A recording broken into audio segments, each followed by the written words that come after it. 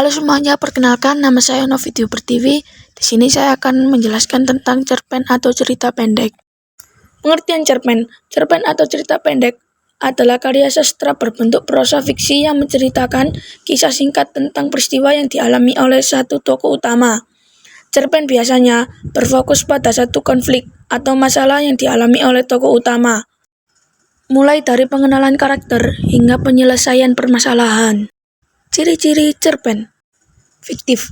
Cerpen berisikan kisah fiksi atau fantasi yang merupakan hasil imajinasi penulis. Singkat. Cerpen biasanya ditulis dalam 4-15 halaman, namun ada juga yang lebih panjang. Dalam penggunaan kontemporer, cerpen umumnya memiliki panjang antara 1000-20.000 kata. Berfokus pada satu aspek. Cerpen hanya berfokus pada satu aspek cerita dan mengungkapkan masalah yang penting saja. Penokohan sederhana.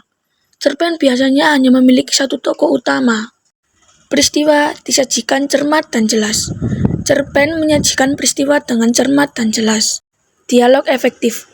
Dialog dalam cerpen harus efektif dan mengungkapkan karakter dan konflik dengan jelas. Kaidah kebahasaan. Cerpen menggunakan kalimat bermakna lampau, konjungsi, kronologis, dan kata kerja yang menggambarkan peristiwa.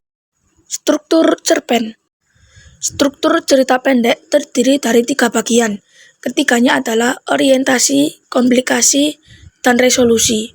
Orientasi berisi pengenalan latar cerita, yaitu waktu, ruang, dan suasana terjadinya peristiwa dalam cerita. Komplikasi merupakan rangkaian kejadian-kejadian yang berhubungan dan berisikan tentang sebab akibat kejadian sebuah cerita. Resolusi dalam struktur cerpen adalah bagian di mana pengarang mengungkapkan solusi atas masalah yang dialami tokoh dalam cerita.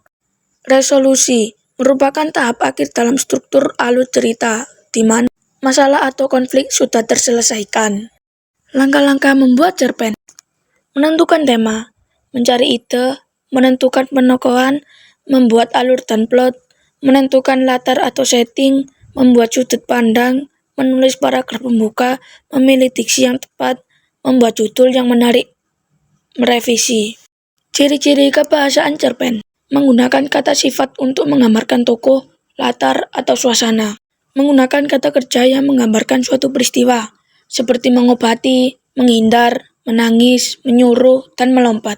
Menggunakan kata kerja yang menyatakan perasaan, seperti berharap, mengalami, merasakan, dan menginginkan. Menggunakan konjungsi kronologis untuk menyatakan urutan waktu, seperti mula-mula, sebelumnya, kemudian, sejak saat, setelah itu.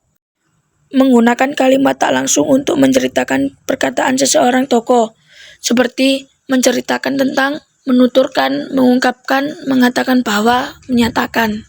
Menggunakan kalimat langsung berupa percakapan antar tokoh dengan tanda kutip, menggunakan gaya bahasa seperti personifikasi, metafora, hiperbola, litotes, dan smile.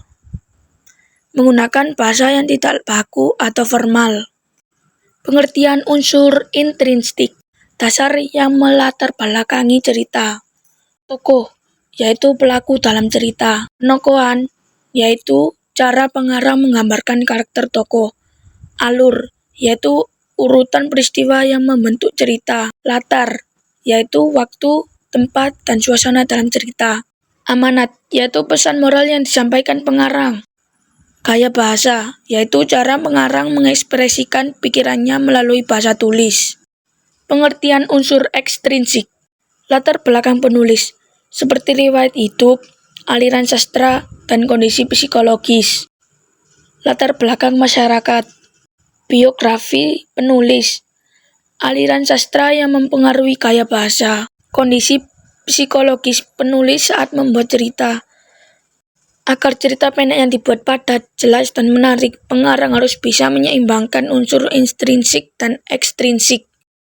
Contoh-contoh cerpen.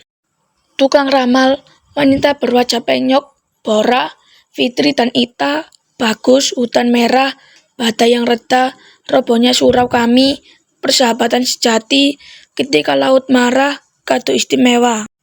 Obat bosan dari nenek, Kucing yang selalu lapar, Suatu sisi dalam hidupmu.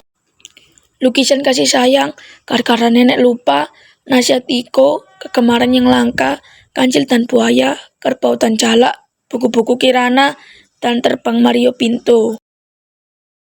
Sekian dan terima kasih.